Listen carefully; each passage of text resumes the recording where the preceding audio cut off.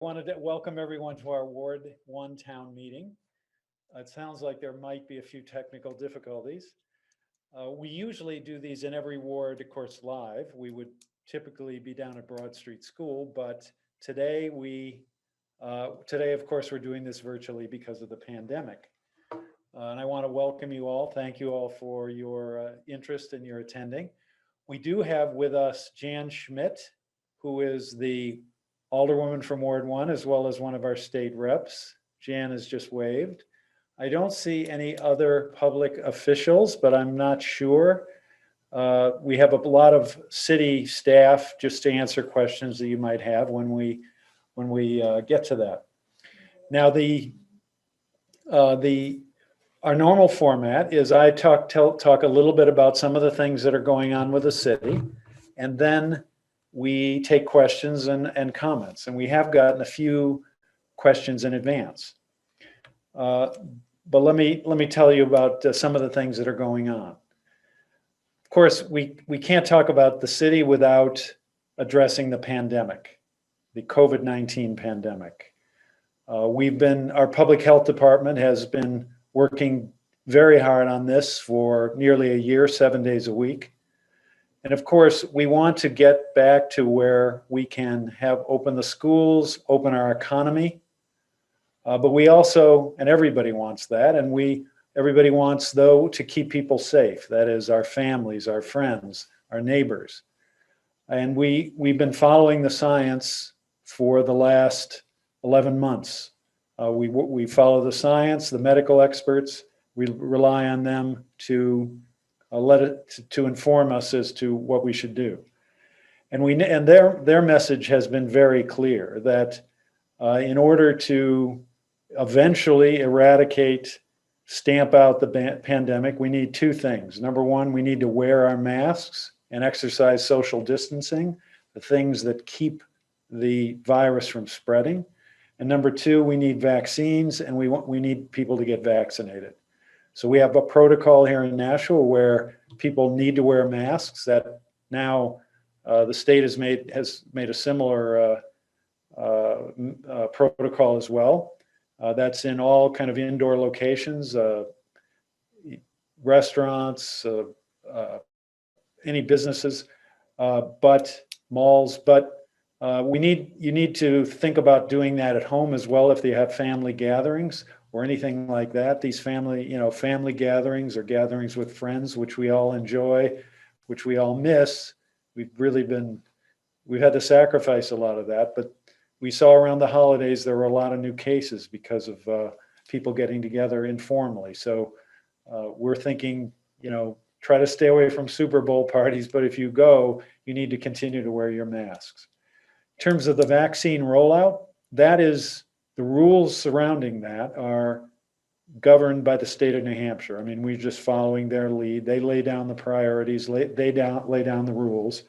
And the city, the public health departments, and our local hospitals work with the state to make sure that the vaccines that they have, according to the procedures and the priorities that the state lays out, that they get vaccinated. So we have a vaccination clinic going on at Nashua South where hundreds of people are getting vaccinated on a daily basis, and that number is rising. And we are being told that the number of people who will be vaccinated on a daily basis will increase into up to 1,000 and more as the weeks go on. Of course, you've probably seen that you can, if you're in Group 1B, which is anyone medically vulnerable or people that are over 65 or over, you can register through the state website. And many people have made those appointments, and some have gotten vaccinated at least with their first dose. Now, one area where at least I think my opinion is that they should alter the priorities are that in order to get schools open, it would be very helpful to vaccinate teachers. So in my opinion, teachers should be moved to the 1B category, which is now being vaccinated. The state has not agreed with that point. People from Nashua have advocated that. I've advocated that, but right now that the decision has not gone forward to include teachers. So we'll continue to try to advocate for that as time goes on. Some of the other things, and again, the pandemic, we're going to be working on this, and I can't say enough about what the public health nurses, and Bobby Bagley is on the call. She's director of public health, how much they've done over the last 11 months, how many cases they've worked with. And of course, we've suffered 74 deaths here in Nashua. We had a remembrance ceremony today. 74 families have lost a loved one. One of them was from the Nashua family, Andre Pelletier from the city of Nashua, who worked for the city of Nashua Public Works, caught COVID and died a short time after. He was a very valuable employee, worked hard for Public Works, was very popular, and his family, of course, is suffering a major loss. So we feel sorry about that and about all the 74 people from our community who died as a result of COVID. One thing that has come from the pandemic is we have worked hard to support and try to save as many small businesses as possible. In our downtown, we expanded outdoor dining very early on, way last spring, by closing 2 travel lanes in order to make sure that the restaurants could serve as many people as possible and keep their doors open. We know that the workers in the restaurant industry and other service industries have had to sacrifice a lot, and I will always remember the sacrifices that our small businesses and their employees have made over the last 11 months. In addition, at the city level, we started a COVID-19 impact fund. A couple of $1 million we assembled, federal funds, and we were able to make loans and grants to many small businesses and to some nonprofits to help keep them going. Now, the outdoor dining was, I think, a major success because not only, as Michael Buckley said, did it save many of that, he said you saved many of us, but not only did it have that effect, but it brought a totally new atmosphere, a pedestrian-friendly, people-friendly, totally new vibe and feeling to the downtown. And I think many more people came downtown to enjoy the restaurants and the outdoor environment than had ever come down before. So we are planning to do the outdoor dining, the expanded outdoor dining again this coming spring, starting March 15th.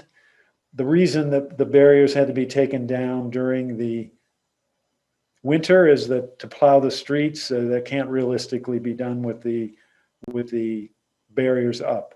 But we bought the barriers, and we will be putting them up right around the middle of March, and the plan is to leave them up again until around mid-November. So we're looking forward to that. We may do a little more decoration, encourage restaurants to do a little of their own decorations and possibly paint the barriers. So we're trying to work on making it even more festive downtown atmosphere. I mean, another thing I definitely have to mention is the city budget, because I know many people are concerned about that. We have definitely been affected by the pandemic. Revenue down, expenses up. But much of that I think we could handle at the local level, but the state has hit us at the worst possible time with $11.8 million tax increase, basically. They've advised the state that the state has advised us that they're increasing the pension costs, and all city employees or city employees in general are in the state pension system. They're increasing our pension costs unrelated to the increase in wages, has to do with building up the assets in their system.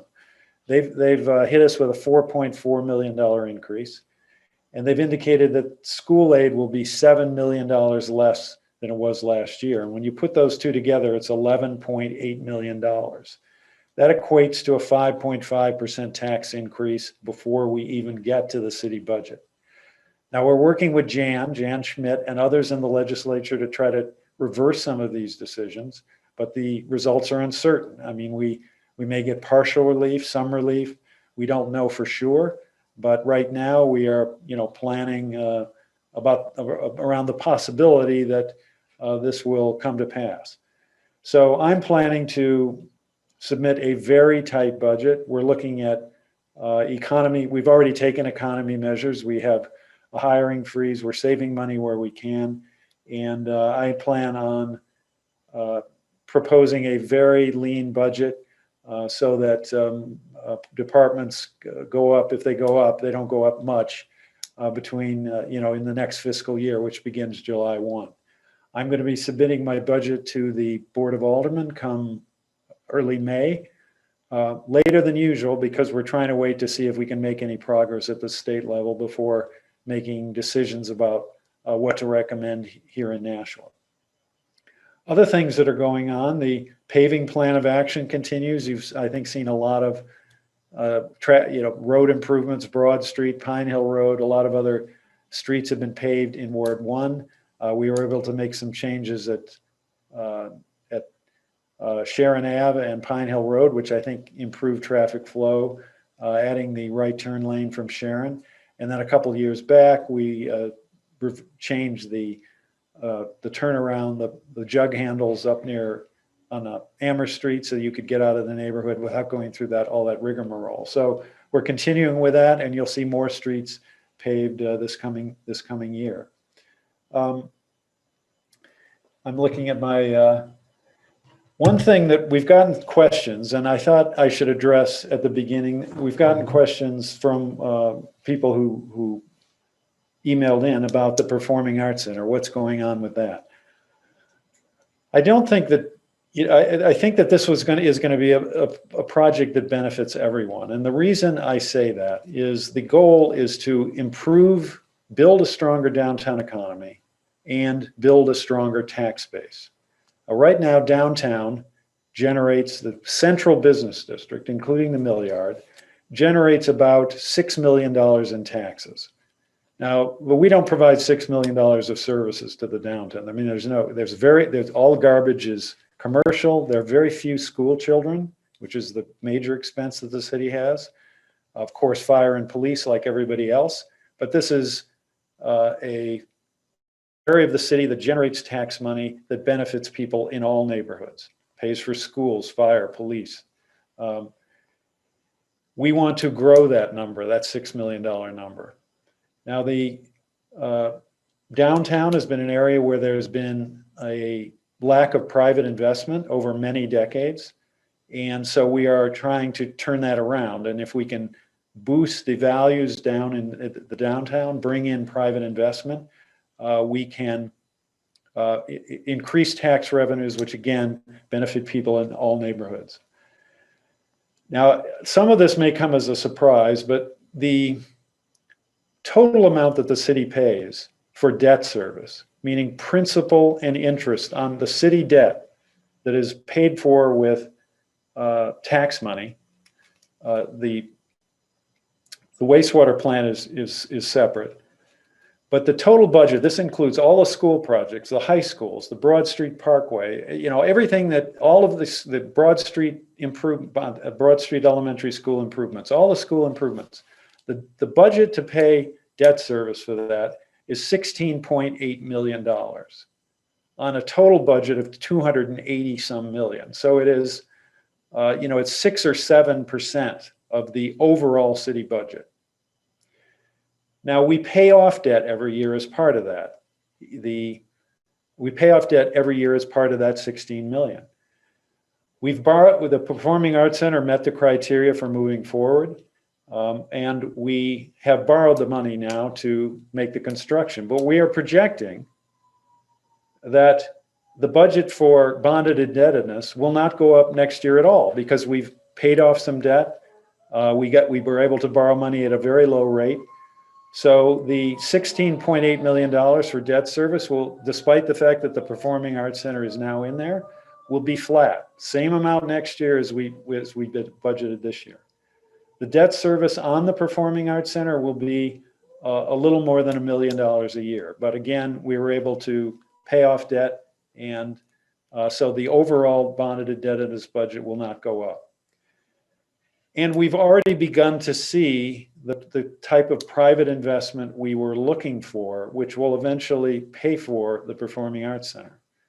And specifically, I'm talking about a proposal to build 150 units of housing on the School Street parking lot. That will generate, when that project goes forward, and we expect it will begin later this year, when that project goes forward, we projected it alone will pay $400,000 in taxes, which is nearly half of the amount of debt service for the Performing Arts Center. Now, the developer of that project, who's done some work in Manchester, has made it very clear and said from the beginning that the reason that he got interested and decided he'd like to build downtown housing is because of the Performing Arts Center. This is an out-of-town, somebody from Florida. That's what interested him in Nashua. And I think we're going to see more of that as the years go on. That will be probably a $30 million investment or close to it in the downtown. We need to attract more private investment, but if we can do that, the Performing Arts Center will not only pay for itself, but also ultimately attract private investment needed to pay for services throughout the city. In addition, it will be a huge boost for small business. We estimate that it will bring 70,000 people to downtown every year. We lost Alex, a major anchor of downtown, and we've lost downtown visitors as a result. This will bring people back in great numbers. Now, I get that some people are skeptical about, the plan, the projections, but I think the School Street housing demonstrates that the idea that this can attract private investment is a sound one and will succeed in the end. We've gotten a few other questions. Maybe I'll answer one more pre-questions, and then we'll see one or two more pre-submitted questions, and then we'll see if any of the people on the call have anything they'd like to just ask live. Question came up about Daniel Webster College. What's going on with that? Well, as you probably know, that was purchased in a bankruptcy auction by a gentleman or a company from China. And that, I think our understanding is they thought they were buying an operating college, but really they were just buying real estate. They paid $12.5 million at the auction, which was about double to triple what Southern New Hampshire University was willing to pay. And it was unfortunate that Southern New Hampshire University didn't win the bid, but they didn't bid. And the bankruptcy court just sells it to whoever bids the most. They don't consider the opinion of the city of Nashua or the residents. And that happened out in Indiana. Right now they have submitted no development plans. They seem to not know what to do with the property.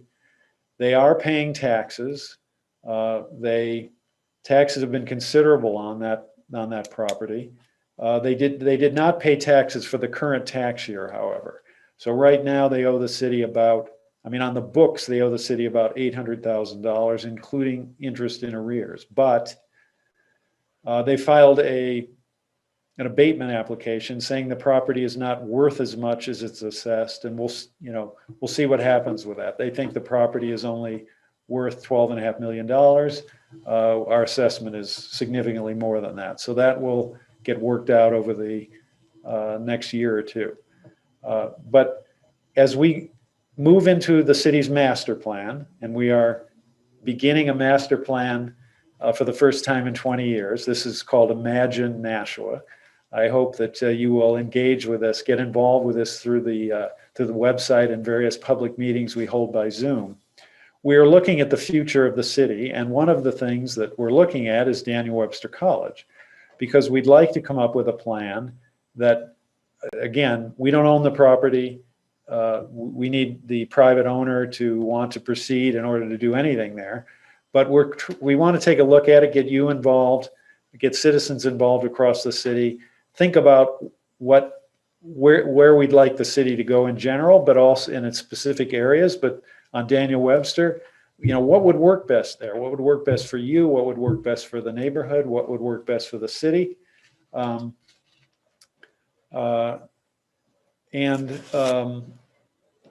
so we'd like to develop a concept that maybe the owner would buy into, and we could do something there that is other than just the building sitting there and deteriorating.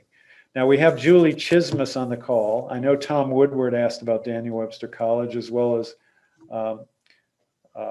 Bob Coleman, but we have Judy Chismus on the call, who's involved with the master plan, involved with Imagine Nashua. Maybe Julie, do you have anything to add regarding Daniel Webster or the master plan? Sure. Actually, if you don't mind, I'd like to take just a few minutes to share information about the Imagine Nashua project, if that's okay. This is an appropriate Yes, of course. time. Go ahead, please. All right, thank you. So as the mayor said, Imagine Nashua is an initiative that the city is undertaking to update its master plan. And if you're not familiar with the master plan, it's a master plan outlines a vision for the future of a community and includes clear strategies to guide future decision making and programs across the city. The Imagine Nashua initiative combines robust and inclusive community engagement with major plans created over the past 20 years, like the Downtown Master Plan, the Riverfront Plan, East Hollis Street Plan. So it's going to combine engagement with all those plans to develop an innovative vision for the future of Nashua. It focuses on equity, resilience, and climate protection as core values guiding growth and development within the city. The core values will be woven throughout the plan and will help shape goals across 6 plan topic areas, which are land use and development, housing, economic growth, mobility and access, open space and natural resources, and arts and culture.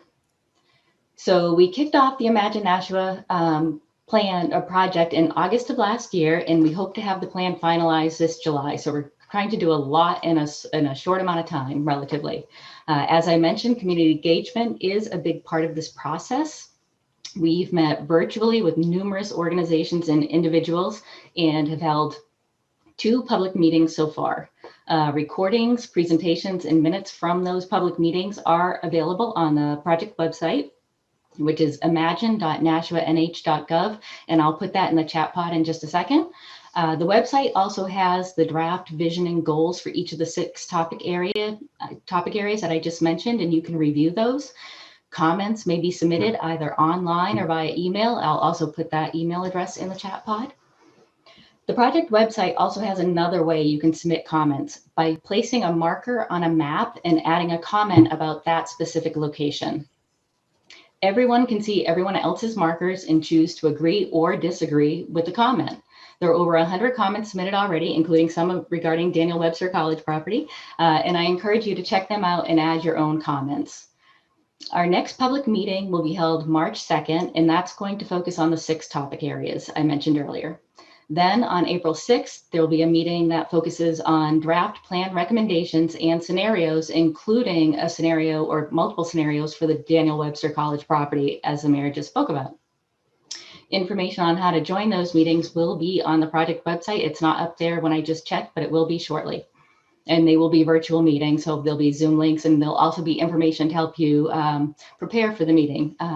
So I just want to wrap up by saying community input is key to developing an effective master plan. So please do get involved in Imagine Nashua by either participating in a public meeting, weighing in on the vision and goals, submitting a comment, or even just adding a marker to the map. It doesn't take very long. So thank you very much for your time this evening. I know I didn't speak a lot about the scenarios for Daniel Webster College because they haven't been developed yet. We're still gathering the input on that, and your input will be important. So thank you very much for your time this evening.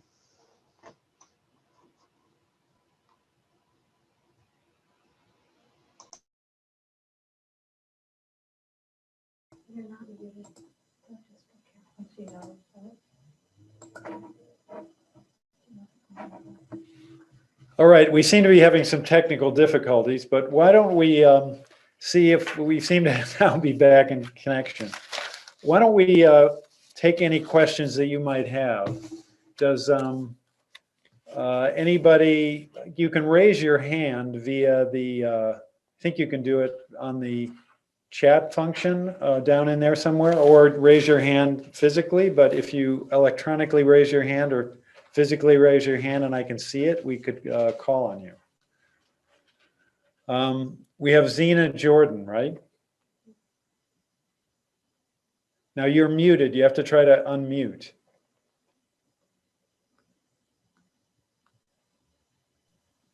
How's that? Yeah, Okay, we can hear you. Zina Jordan. Now, there's not much traffic on the Broad Street Parkway. And I think that 30 miles an hour is an unrealistic speed limit. And I was hoping you'd be open to considering moving it up to 40. Well, that's an interesting idea because nearly everybody who drives on the Broad Street Parkway does drive more than 30. I mean, we know that. So that is a subject because there is a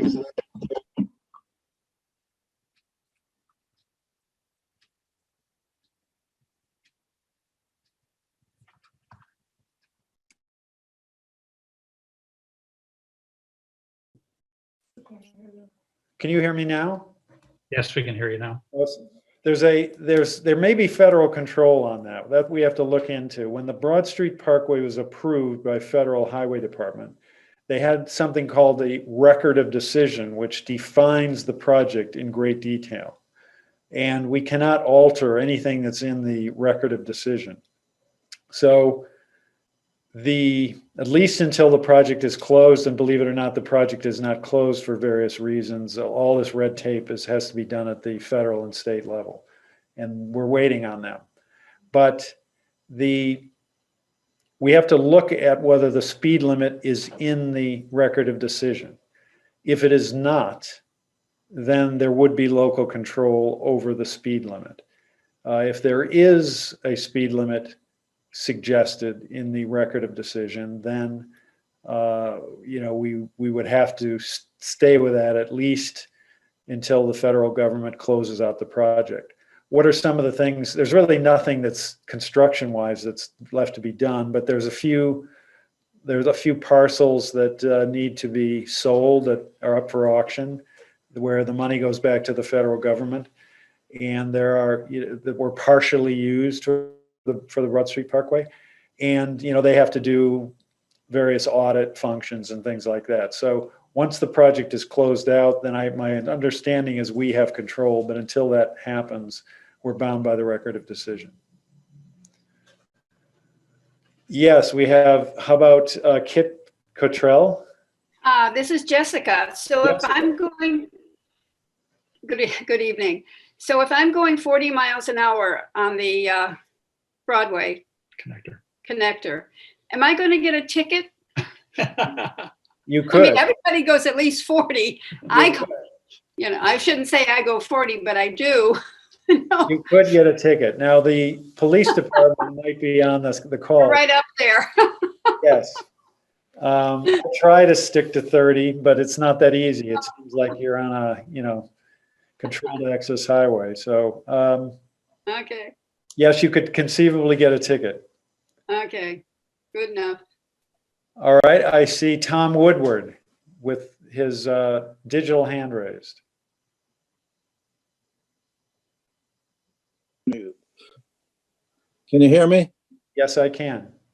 The reason I'd like to chime in, I drive the Broad Street Parkway quite frequently, and it has a double yellow line, and it's there for a good reason.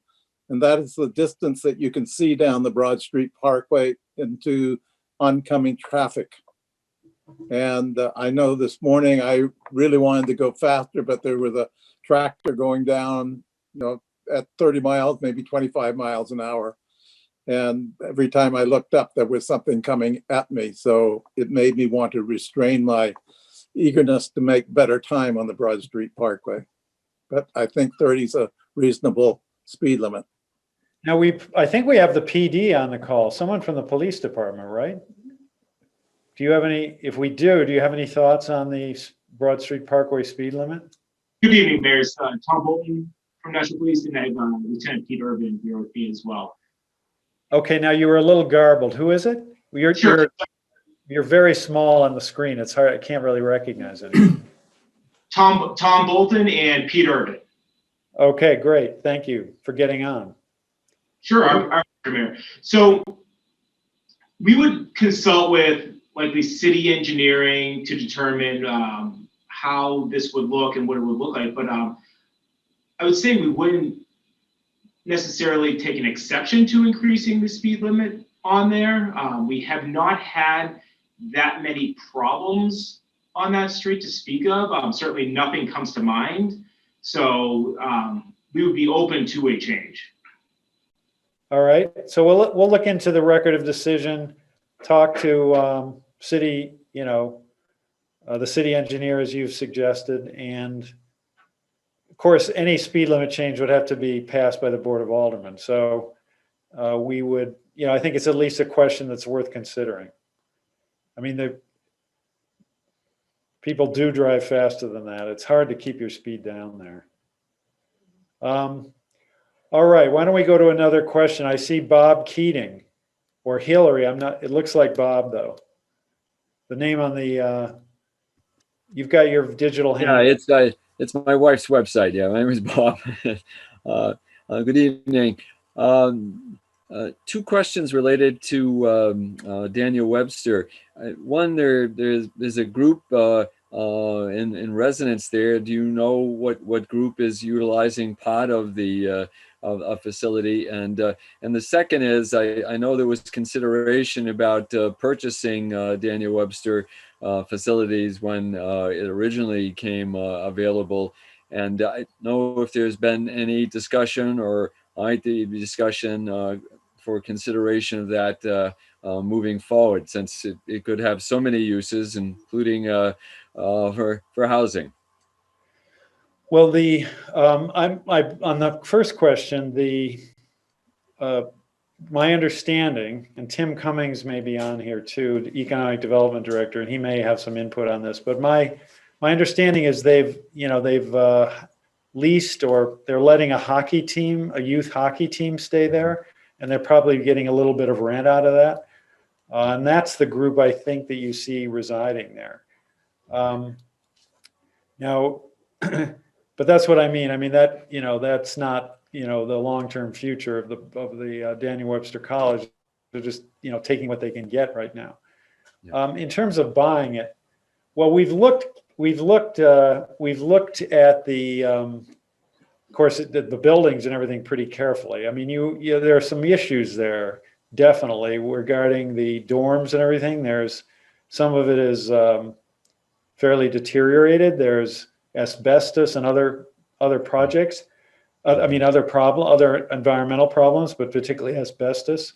I mean, I think it's a property where the city would have to, rather than try to take it over and, the city do something, I think we would really need to, the better approach would be to work with a private developer or a private party who's interested in improving it, and, assist them in any way that we could, and try to attract private investment rather than city tax money.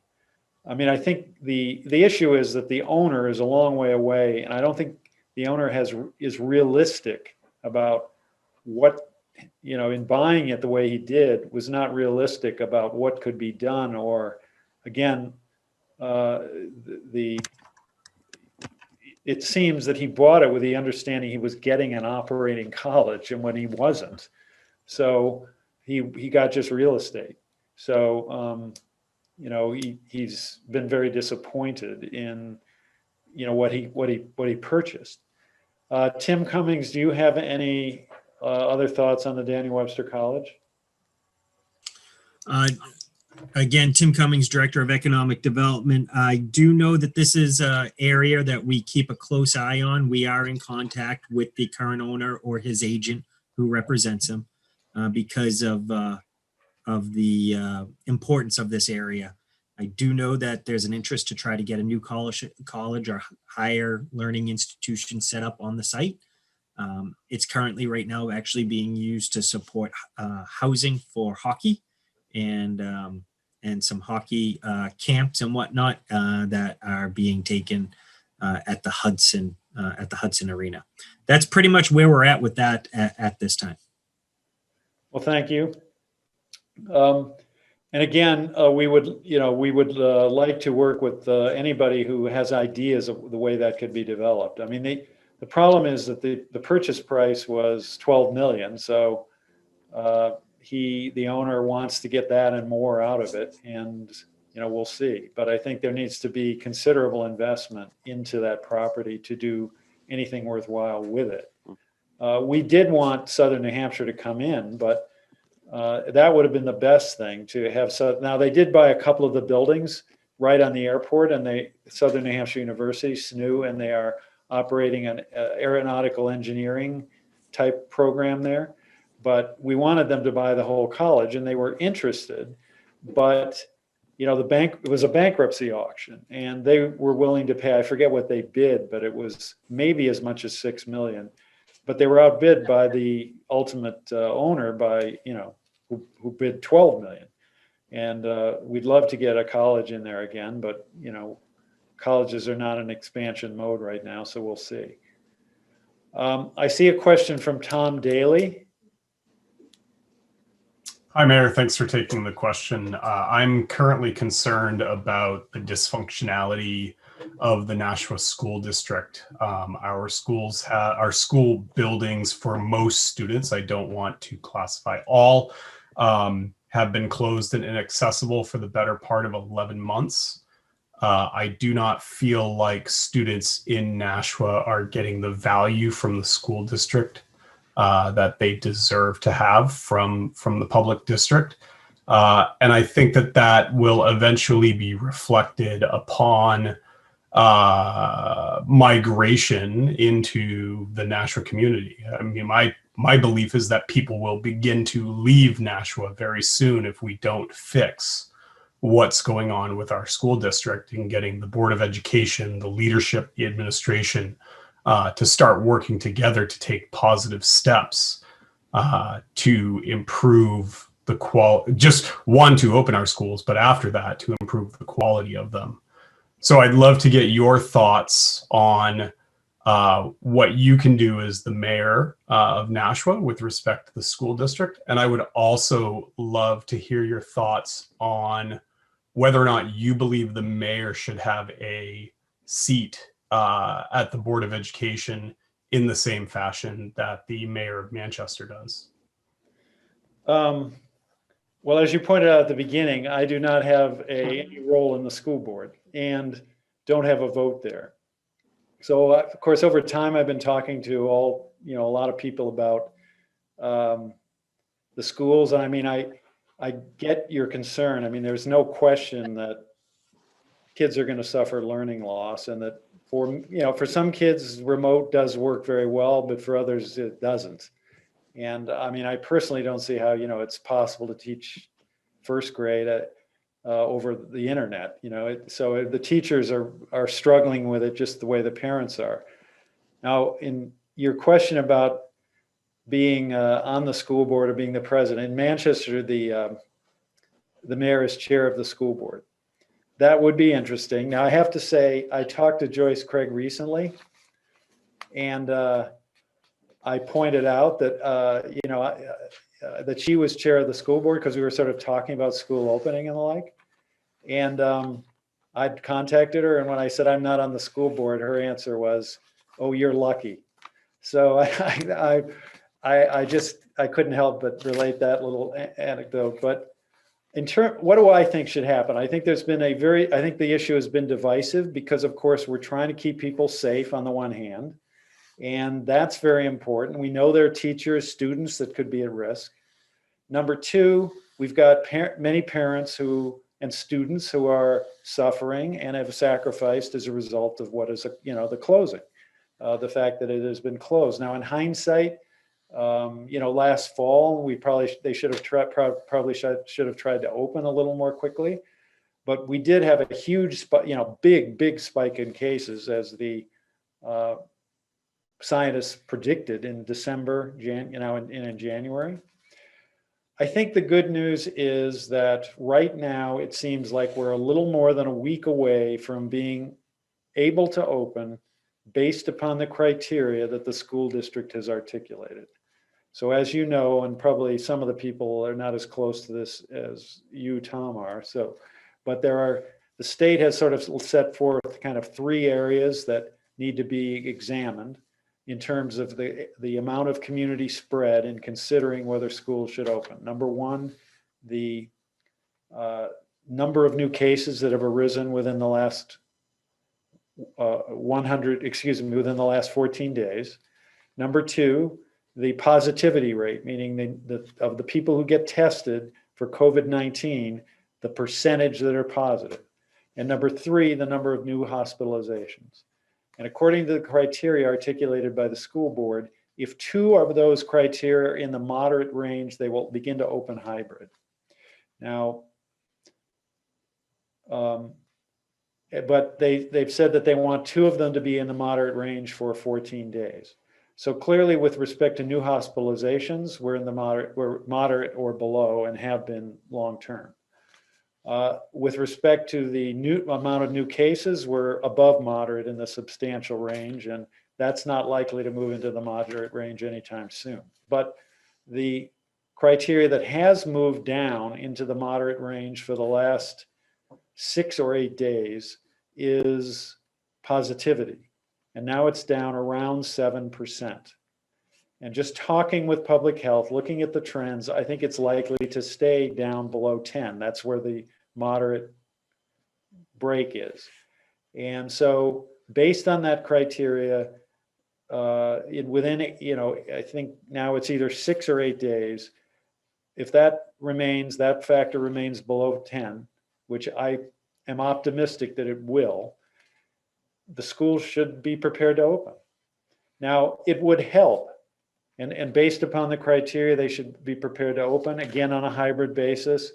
Probably they have to take the proper precautions, face masks, social distancing, probably the whole class can't be there. But at that point, it seems like on the criteria set forth by the school board, they would open. But the teachers need to be vaccinated. That would really help. Then we'd get by all this. If we could just vaccinate the teachers, then there'd be very little, all the concern about teachers who would be exposed and potentially, and we know that young people can die from this. I mean, I just talked to someone today. I said, have you known someone? This was a young man in his early 30s. Within 4 days after getting COVID, he died. This is a guy who's working out, lifting weights. Now that's the exception, but it happens. I personally know a couple of people who've died. So, I think it's a complicated, divisive issue, but I'm optimistic that within the next week or 2, we can come to the point where the school board's criteria suggest the school should open and that they will move forward with that. I'd love it if you could hit the first question of, long term, what do you think the impact to Nashua's reputation and ability to attract the best and the brightest is to the city, given the dysfunction of the school district? Well, I think that the way that, the fact that the schools have not been opened will not affect Nashua's long-term reputation, because schools there's a lot of schools that are closed and it's a pandemic, and, once the schools open and once we get vaccinated, everything's fine, back to kind of normal. So I don't think long-term that's going to affect anything. I mean, you're talking about the fact that there's been a lot of turnover and controversy around the school board. We're still getting people moving in. Housing prices are going skyrocketing. The demand for housing is huge. People still want to move here. It's a great place to live, but we would love to, I would love to stabilize the school district. And, it doesn't help that we've had so much, we've had turnover at the superintendent level. I appreciate Dr. Mosley's service to the city, but now he's gone. We have Garth McKinney. I do hope that, I'm not involved in the selection, but I do think that it would be best for the city if the school board did hire internally this time. because we just need continuity. To go out and, find somebody else and figure out, are they going to work out? Sometimes they do and sometimes they don't. And I mean, I've known various school superintendents over the years, but, I think if we go internally and we pick someone who has knowledge and who is known, that's the best way to go in terms of trying to provide stability. Now, back to the original question, to get the mayor on the school board, you'd need a charter change for that. All right, do other people Would have? you support that charter change? What? Would you support that charter I don't change? know. Are you going to propose it? I have to think about it. Someone would need to propose it to begin with. Do other people have questions? I see Bill Ferrero with a digital question. Yes, sir. Digital hand. Mayor, you said that the state has asked for an additional $9 million to increase the state pension reserves. 4 million for the pension reserve. All right, 4 million, whatever. Excuse me. Additional 4 million. Okay, can you please explain what is the difference to us between the state raising its tax rate to cover that versus the city raising its tax rate? Isn't it the same thing? We still got to pay the $4 million? You still got to pay either way, but when the city is providing you services, day after day, schools, fire, police, and usually those things go up with the cost of living. So you're getting something. Your garbage is getting picked up. Kids, hopefully can go back to school. You've got police protection. You've got fire. You've got a sewer system. I mean, there's all kinds of things you're getting from the city. What are you getting from the fact that they're hitting you with a big tax increase to build up the pension reserves? Nothing. You're not getting anything from that. So there is a difference. And the other difference is that, taxes over the last few years have gone up an average of like 2.5, 2.6, something like that over 4 or 5 years. That's around the rate of inflation. But if the state hits us with a 5% tax increase before we even get to the city budget, that means, what does that mean for you? It means we're going to have to cut services to keep the tax rate to 5%. So there'll be less schools, less police, less fire, less everything, and you still have to go up 5%. Now we could get into the, and this is called downshifting, pushing. Whenever the state gets in a problem, whenever there's an issue up there, they raise property taxes. I mean, this is relentless. It's been going on for decades. Even in the state constitutional convention in 1984, so that's what, 36 years ago, proposed a constitutional amendment to prevent unfunded mandates. Now that was inserted in the Constitution by the voters of the state. It was such a problem in 1984 that there was a constitutional amendment. But the state has found a way around that. It's never really done anything. My point is that for decades, the mantra at the state level has been no new taxes, but every year there's something. Property taxes are raised and, they point their finger at the alderman, at the mayor. You raise taxes 5%, Well, yeah, but that's because the state cut back school aid and raised the pension costs, but the state. Where would you suggest that the state get this $4 million from then? Are you suggesting that the pension should be eliminated? I suggest they don't need it, for one thing. I mean, we've got bills in the legislature to try to put, I could, if we got into the details as to, why they're asking for this, the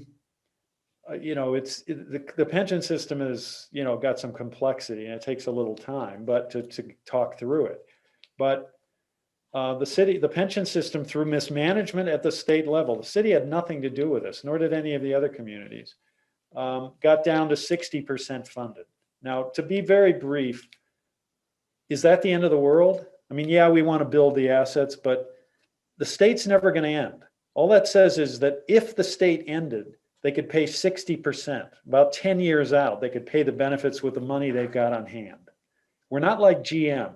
they go bankrupt and the pension's not funded, people don't get paid. But in a state, money will always be coming in from communities, from the state employees, and from employer and employee contributions. It'll always be coming in. So there's no way they're ever going to run out of money. And the only way the state would end is if the United States goes out of existence. And if the United States goes out of existence, pensions are not going to be worth anything. One more small fact. I mean, this is a long discussion. We could get into it in greater detail, but maybe that's for a side discussion. But keep in mind that of the $29 million that the city will be paying to the state pension system next year, 80%, $4 out of $5, are going to help them build up the assets. Only $1 out of $5 will go to support pension as necessary to support pensions for the current employees. So this is all has to do with Wall Street and building up their assets and all that kind of stuff. They don't need the money. So but I mean, they don't. When we tell them we can't afford all this money, our delegation is fighting to change it, but a lot of the legislators just say tough. So. Jim, you do have some questions in the chat if you're interested. Okay, so let's get questions in the chat. Now, Jan is up there, and I can tell you she's working hard to reverse this.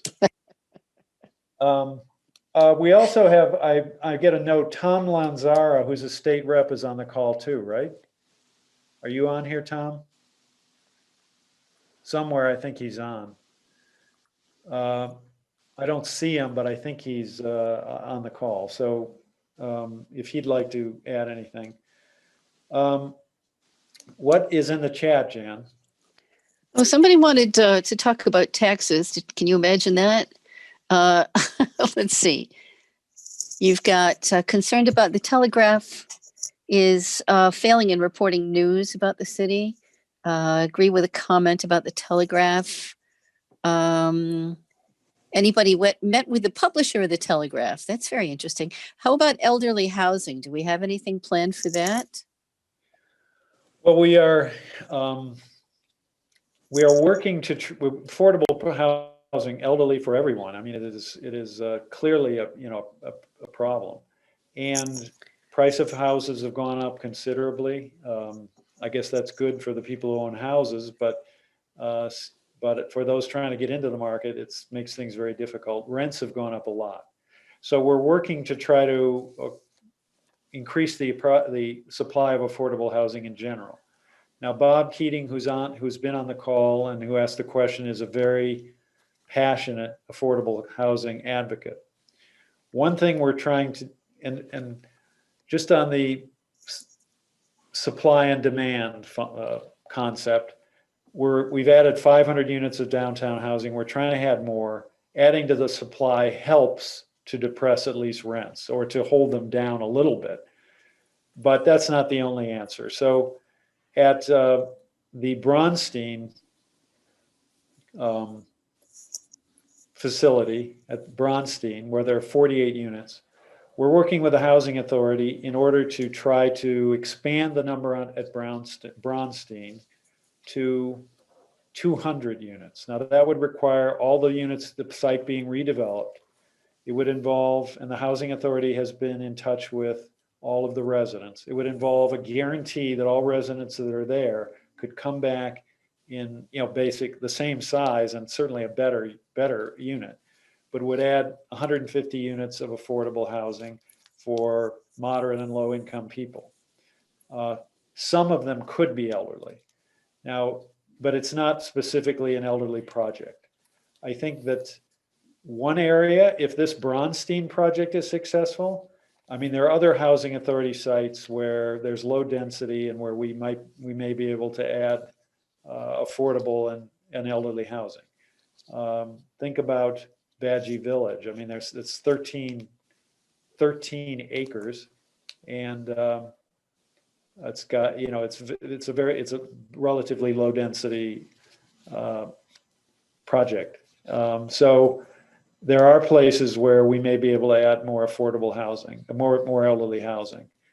But it's, it's not easy to do it. You usually have to find federal support, and the city worked with Southern New Hampshire Services to establish a project of about 30 units over in off Lake Street. That was opened, I think, in 2016. Donna Lee Lozo really had a lot to do with that, and she now runs Southern New Hampshire Services, which owns that project. But we are looking for opportunities, and we're working with the soup kitchen to try to expand the availability of home and improve the facilities for the homeless population, which is growing, we think. They've redeveloped, they're using the former St. Patrick's School. The lower floor has been developed has been improved and is now available as space for single men on one side, single women on the other. And as they raise funds, and they don't have that much to go in terms of the total, the upper floors will be available for families and for women with children, things like that.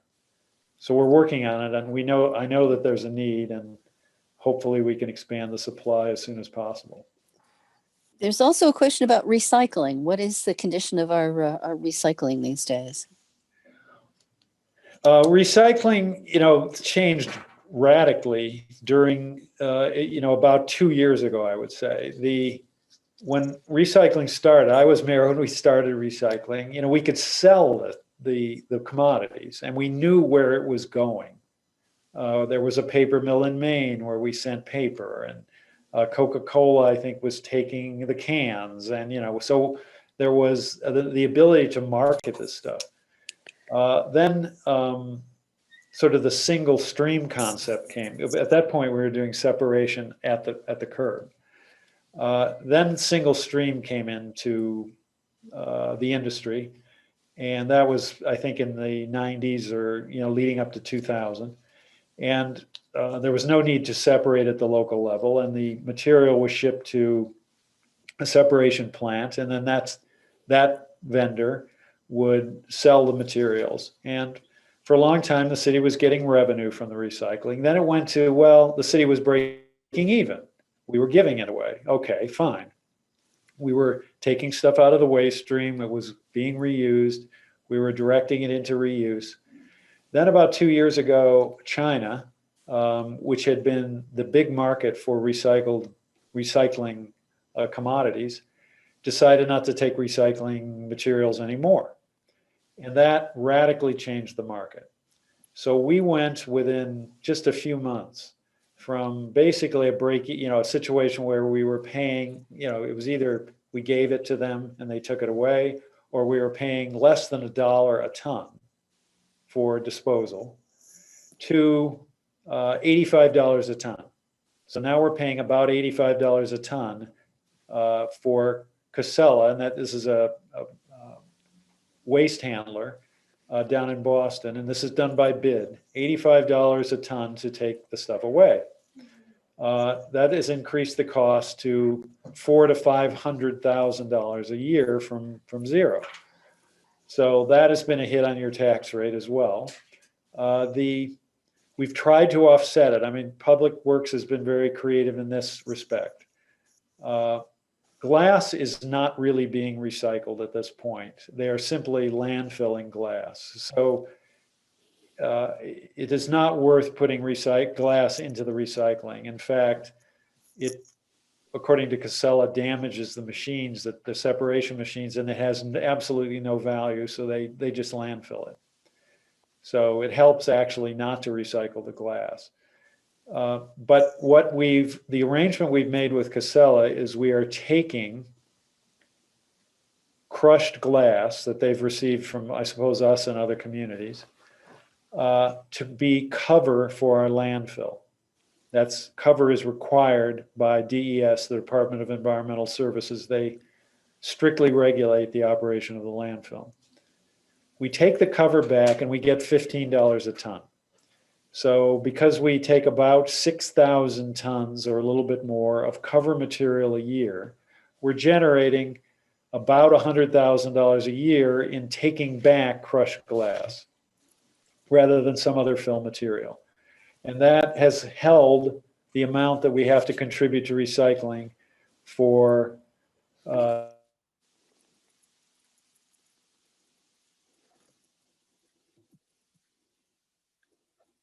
Oh, I think we've lost him again. Director Cummings, are you still here? There is a question on the, there's a question on the chat about overnight parking. This might be a perfect, I perfect, am here. it'd be a perfect opportunity for you to talk about overnight parking. There's a question in the chat about what's happening with that. Yes, I'd be happy to. So Tim Cummings, Director of Economic Development. There is going to be a discussion with Ward 1 on the overnight parking and whether it should be allowed on street. That conversation, I looked it up. I had a feeling this was going to come up, is scheduled to be on February 18th at 6 p.m. It is virtual. If this is something that you have an interest in, please join us that evening. The parking consultant retained by the city will be on hand to hear your thoughts, concerns, address any questions that come up. It's really an opportunity for the ward to weigh in as to what you'd like to see and what your opinion may be relative to on-street overnight parking in your neighborhood. So I would encourage everyone to participate. This has been a conversation that has been ruminating for a while. We are having this conversation in every single ward. And in fact, where I was just before this meeting was at a ward meeting on this discussion topic. Thank you. Now, usually we try to finish by about 7:30 because with the Zoom, we have all these technical problems. We want to try to make it so you'll come back, so we don't want to stay on all night. Being on Zoom meetings all day, I get how kind of tedious it can really get. We will try to answer questions for everybody else that weren't able to submit questions or submitted questions by email that maybe we haven't gotten to. As a follow-up to that pension question, if the state does not need $4 or $5, why do we pay it? Why do we have to pay it? Well, it's a state law. They say they need it to build up the assets. They're trying to build from to go to 100%. But what does that mean in real dollars? They're at 10 billion. They need to go to like 16 or 15. So they want to build up 10 billion. They want to grow the assets $10 billion.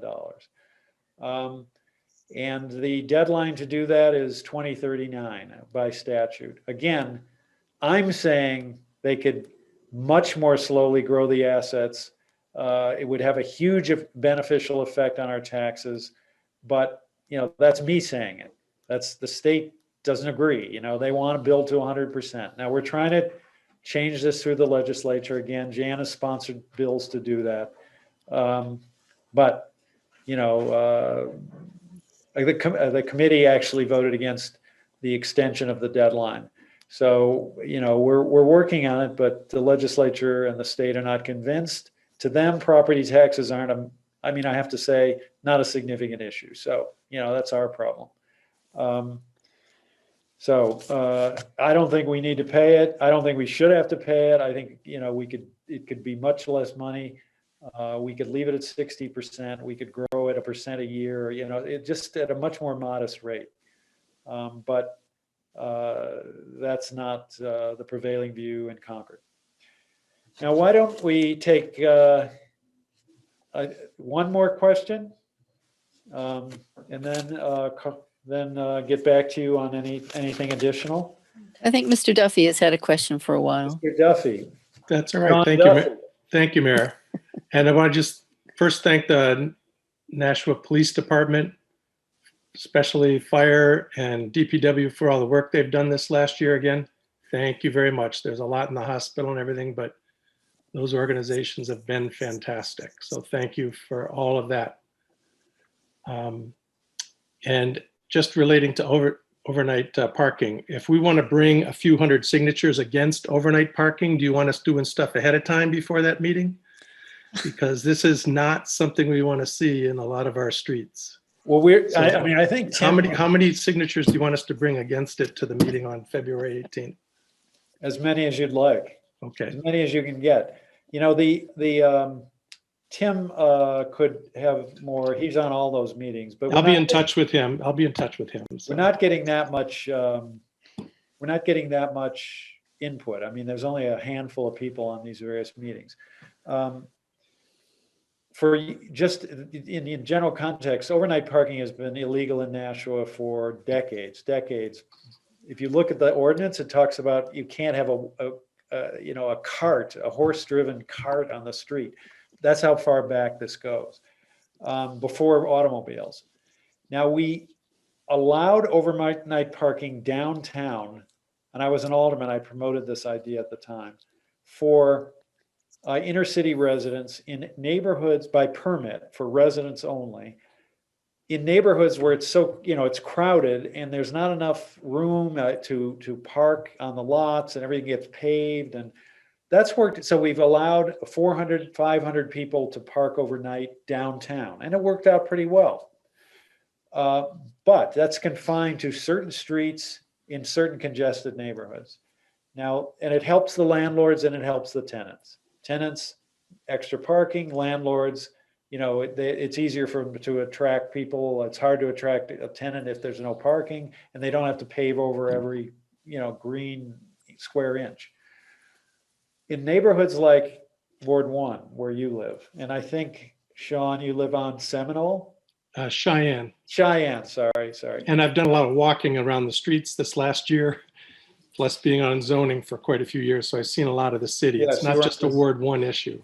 You're on. Yeah. Now, Yeah. I don't know how overnight parking really helps you, in the sense that everybody's got driveways, and there's, if you want to have someone, you have a guest and they need to park on the street, you call the PD, or you call Tim and you get approved. So Public Works doesn't particularly like the idea of overnight parking because it interferes with their operations. It makes picking up garbage more difficult. It makes plowing more difficult, towing cars, all that, all this kind of thing. So I'm not sure how well overnight parking or how popular it would really be in the more suburban type neighborhoods, outside the middle of the city, such as Ward 1, such as Cheyenne. And so I think it would be interesting to get your signatures. Yes. Yeah. Well, again, don't want to use up this group's time, but I'll be back in touch with Tim and get on that level. So. All right. And it's nice to hear from you. So I appreciate everybody getting on. I hope we were able to provide some answers. Please send any additional questions to Nashua Mayor at nashuanh.gov. We'd be glad to try to answer them. And again, thank you for your interest in our city. We're working to make Nashua an even greater place to live. I think it provides wonderful careers for kids, for great opportunities for families. I think we all love it here, and we're just trying to make it an even better place. So your involvement, your interest, I really appreciate it.